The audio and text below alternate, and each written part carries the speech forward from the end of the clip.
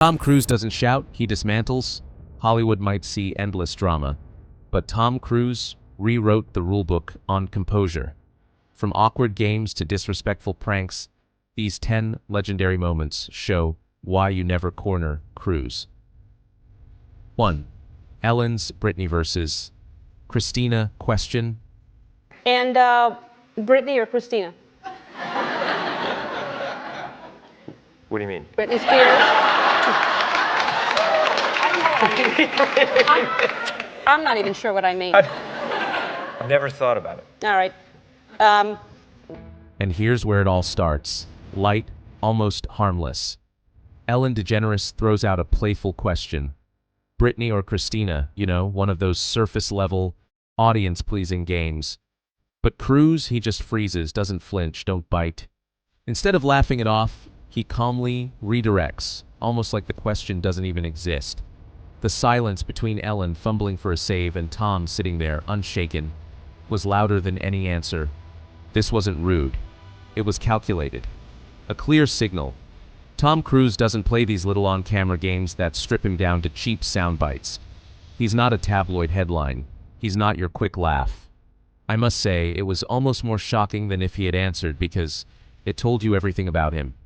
He controls the room, he decides the boundaries, and no host, no matter how big, gets to define him. What about you? Would you have played along or shut it down like Tom? 2. The Matt Lauer clash. Psychiatry debate. She said that this particular thing helped her feel better, whether it was the antidepressant or going to a counselor or a psychiatrist. Matt, you have to understand this. Here we are today, where I talk out against drugs and psychiatric abuses of electric shocking people, okay, against their will, of drugging children with them not knowing the effects of these drugs. Do you know what Adderall is? Do you know Ritalin? Do you know now that Ritalin is a street drug? Do you understand that? The difference is this was not against her will, though. But this wasn't against Brooke's will. Matt, I'm asking you a question. I understand there's abuse of all of these things. No, you see, here's the problem. You don't know the history of psychiatry. I do. All it does is mask the problem, Matt. And if you understand the history of it, it masks the problem. That's what it does. So postpartum depression to you is Matt, kind of a little psychological Google. Matt pushed. Tom didn't budge. Just asking, what would you call it? Matt, that is the post. Now you're talking about two different things. But that's what she went on the antidepressant for. But what happens, the antidepressant, all it does is mask the problem. There's ways of vitamins and through exercise and various things. I'm not saying that that isn't real. That's not what I'm saying. That's an alteration of what I'm saying. I'm saying that drugs aren't the answer. That these drugs are very dangerous. They're mind-altering, antipsychotic drugs. And there are ways of doing it without that so that we don't end up in a... And to talk about it in a way of saying, well, isn't it okay, and being reasonable about it when you don't know, and I do. I think that you should be a little bit more responsible in knowing what it is. Because you can... But then came the heavyweight round. Matt Lauer, 2005, The Today Show. This wasn't playful. This was fire. Matt pressed him on antidepressants, specifically Brooke Shields' use of them. He thought he had Cruise cornered. Wrong. Tom didn't raise his voice. He didn't blink. He flipped the entire interview upside down. Suddenly, Matt, the host, was the one being grilled. Do you know what Adderall is? Do you know Ritalin? Do you know that it's a street drug? Cruise asked rapid fire, like a lawyer dismantling a case. And here's the crazy part. Matt kept trying to soften the blow, to move it back into friendly talk. But Cruise wouldn't let go. No, you see, here's the problem. You don't know the history of psychiatry. I do. That line, I do, was a mic drop. The audience felt it. The energy flipped. Lauer looked like the one unprepared. And Tom? He sat there calm and steady, never once letting frustration crack his voice. Pure control. Tell me honestly, have you ever seen an actor dismantle a journalist this cleanly? 3. Peter Overton. What do you mean, Peter? You were married for 10 years? Listen, we raised children. I mean, how do you answer that? How do you answer that question? She's someone that I plan on getting married again. You do? Oh, absolutely. Yeah, And having kids? absolutely. But Nicole was a major part of your life and a love of your life at the time. I loved Nick very much. There's no question. Would you like Nicole to remarry? Yes. I want Nicole to be happy. That's what I want. And do you have a relationship where you talk, it's a parenting relationship, and talk professionally about each other's work? Listen, here's the thing, Peter. Yeah. You're stepping over a line now. You're stepping over a line. You know you are. I suppose they're questions though, Peter. that people want to know. Peter, you want it. Pushes too far. And here's where it gets uncomfortable. Australian journalist Peter Overton went straight for the personal jugular, asking Cruise if Nicole Kidman was the love of your life. On paper, maybe it sounds like curiosity, but when you're Tom Cruise, that's a landmine. At first, Tom gave polite answers, talked about raising kids, about loving Nicole, and about wanting her to be happy. But then, Overton pushed again, and you could see it, the shift. Cruise leaned forward, stared him down, and said it coldly, "You're stepping over a line now." That silence afterward, brutal. Overton stuttered, trying to justify himself. I suppose these are questions people want to know. But Tom cut him with a simple, piercing, "You want to know." No shouting, no drama, just a masterclass in boundary setting. Tom reminded everyone watching, you can dig all you want, but when it comes to his private life, he calls the shots. 4. The tariff question, political trap. To ask this question to anyone who's up for it. I think, so I watched the film and I saw that it was filmed in many different locations around the world, including Africa. And of course, we all are aware of the tariffs that President Donald Trump has been imposing on overseas productions and films. So is this particular movie under that tariff? And also, how much of the film was shot overseas?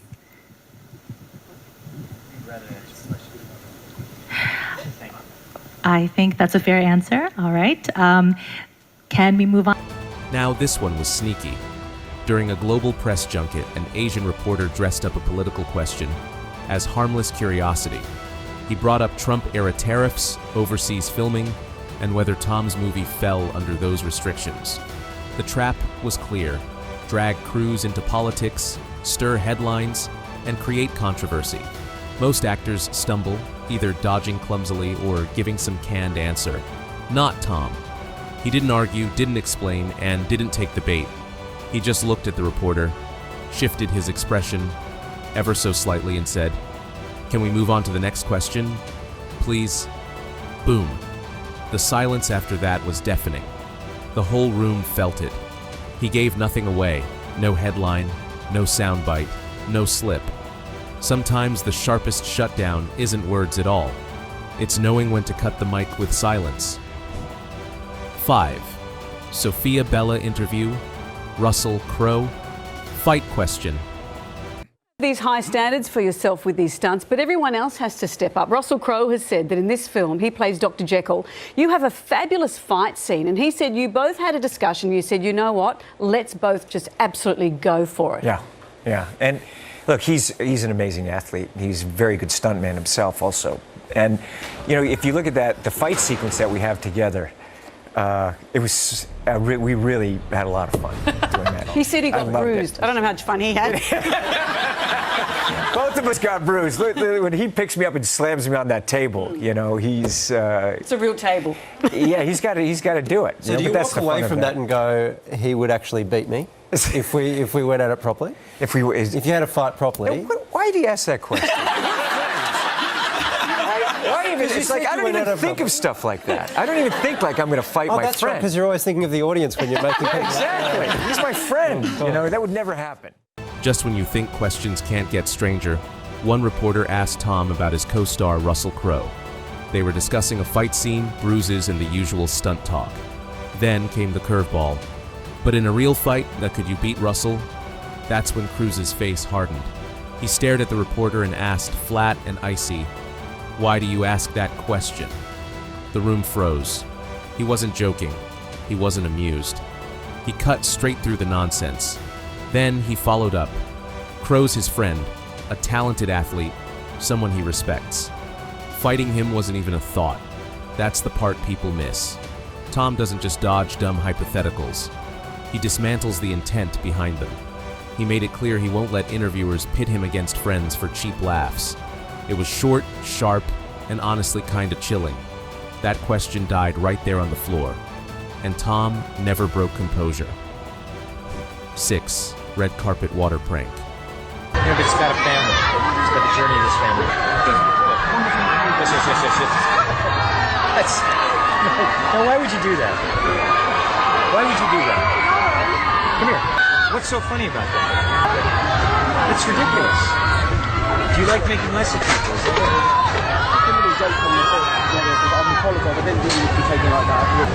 That's really. Hey, no. Don't run away. Don't run away. That's incredibly rude. I'm here giving you an interview and answering your questions, and you do something really nasty. You're a jerk. This might be Tom Cruise's most famous shutdown of all time. He's on the red carpet. Fans everywhere. Cameras flashing. When a supposed reporter suddenly aims a fake microphone and squirts water right in Tom's face. Most celebrities would have lost it. Stormed off, shouted, maybe even shoved back. Not Cruise. He just stood there, dripping wet, staring dead at the prankster. And then, calmly, almost like a teacher scolding a child, he asked, "Why would you do that?" He repeated it again and again, each time locking eyes harder, making the man shrink in his own skin. The longer Tom stood there, the more uncomfortable the prankster became. No chaos, no shouting, just icy composure. Finally, Tom delivered the knockout. That's incredibly rude. It wasn't anger, it was a disappointment, and that made it sting 10 times worse. The guy's prank collapsed on the spot, and the clip went viral as proof. Tom Cruise doesn't lose control, he makes you regret testing him. 7. Hypothetical mask. Question: is he normal? Back to Mission Impossible, one of my favourite bits of tech in that movie is, of course, the masks, right? And the reveal. If you could have a mask of just an average person, no one knows who you are, and you could walk about your life, no one knows that you're Tom Cruise, what are you doing? Beg your pardon? What are you doing? Like, it's not you. What would I do? Yeah, what would you do? No one knows it's you. They can't be there. No, but I just do the same thing I always do. Go watch movies. Go watch movies. Go make movies. Go tour the world. I feel look, it's a privilege. It's a dream of mine my whole life to do what I do and travel the world, the places where I was in America, and just work in these environments. And the kind of welcome that I get, I never take it for granted. It's very beautiful. So I enjoy it. In another interview, a reporter tried being clever. He asked if Tom could wear a disguise, walk down the street, and live a normal life. The implication? Tom wasn't a real person anymore. Most stars would have laughed nervously or dodged. Tom didn't. He flipped the question inside out. He said that even if he wore a mask, his life wouldn't change. He'd still travel, meet people, and make movies, because that's his dream. He didn't need to argue that he's normal. He reframed it as a privilege. I get to live my dream every single day. The question melted into something pointless, and Tom came out sounding even more grounded. That's the key. He never lets the media define him. He defines himself. And in that moment, he reminded the world that confidence isn't about defending your image, it's about knowing who you are. 8. Jimmy Kimmel, out of touch accusation. And to be honest, I use you as a distraction to get to my car. So I'm trying to help you out with that. Appreciate that. But are there times where you just want to get to where you're gonna go? And can you even, could you get on public transportation or go to a museum? Look, I'm ready for whatever's gonna happen. So I don't change my life, but look, I like talking to people, and as I said, I make my movies for them. And I do go on transportation. My security loves that. Sometimes I'll put on my hat, my earphones, and I'll just go in and get on the tube just if I want to get to the studio. Does that work? Do people stop you? Sometimes. It does. Sometimes it works. Sometimes, people are, during rush hour, I go in and I'll be there. And I remember one time I was there and there's like 14-year-old kid. This girl was there, and everyone was looking at their phones, and I just saw her. I looked over, and kind of my head's down. I got my baseball cap, and she's just staring at me like this. And I looked at her, and she looked at me, and she just looked around the subway like. Late night hosts love poking at celebrities, and Jimmy Kimmel thought he had a good one. He teased Tom Cruise about being so unreachable that fans probably couldn't imagine him taking the subway. It was meant as a jab, painting him as too big for the real world. But Tom flipped it beautifully. Instead of brushing it off, he told a story about sneaking onto the London Tube, hiding under a hat like an ordinary commuter. He even recalled the moment a teenager recognized him in a packed carriage, while everyone else was glued to their phones. The audience roared. Kimmel's attempt at mockery became a stage for Tom's charm. That's the Cruise effect. When you expect him to be defensive, he disarms you with authenticity. He doesn't deny who he is, but he also proves he's more grounded than critics want to believe. 9. Collateral interview. Al Pacino role, insult. Very well, thank you. So when I read about this movie, I said, well, this is a typical movie for Al Pacino or for Robert De Niro, and then you went and... I mean, I don't get afraid to take on characters. I get excited, you know. There's always that question of, is it going to work? Will I be able to do it? To what level? But I really enjoy starting a character and just having at it, you know, and see what happens. Press tours are supposed to sell movies, but sometimes journalists try to corner stars.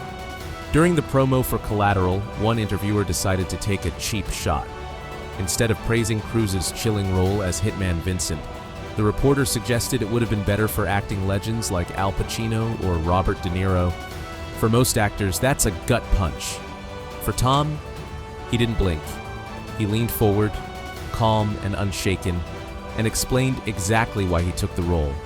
He spoke about pushing himself, seeking challenges, and exploring the craft of character work. No flustered defense, no awkward pause, just raw confidence in his artistry. By the time he finished, the insult had transformed into a showcase of his passion. That's why Cruise endures, because he doesn't let others define his worth. He defines it himself. 10. Manners, check. Mic drop. Take responsibility for what you want to know. Don't say what other people. This is a conversation that I'm having with you right now. You're right. Okay. So I'm just telling you right now. Okay? Just put your manners back in. Do you think I was out of line? Yes, absolutely. Well, I apologize for that sincerely. Good. And just when you think he's done, Tom Cruise delivers one of his most legendary shutdowns ever. Same Collateral press circuit, same pushy interviewer. The guy just kept poking, kept pressing, until finally Tom looked him dead in the eye and said, "Put your manners back in." It wasn't a shout. It didn't even raise the volume. But it landed like a thunderclap. The reporter froze, visibly embarrassed. You could feel the whole room shift. In just 6 words, Tom reset the balance of power completely. That line, short, sharp, unforgettable, became one of the most replayed Tom Cruise interview moments online. Because sometimes the strongest shutdown isn't a rant or an argument. It's a perfectly timed mic drop. Tom Cruise doesn't need to shout to win. He turns traps into lessons, insults into stories, and pranks into warnings. That smile he carries, it isn't weakness, it's composure. And when interviewers cross the line, he doesn't explode. He outclasses them every single time.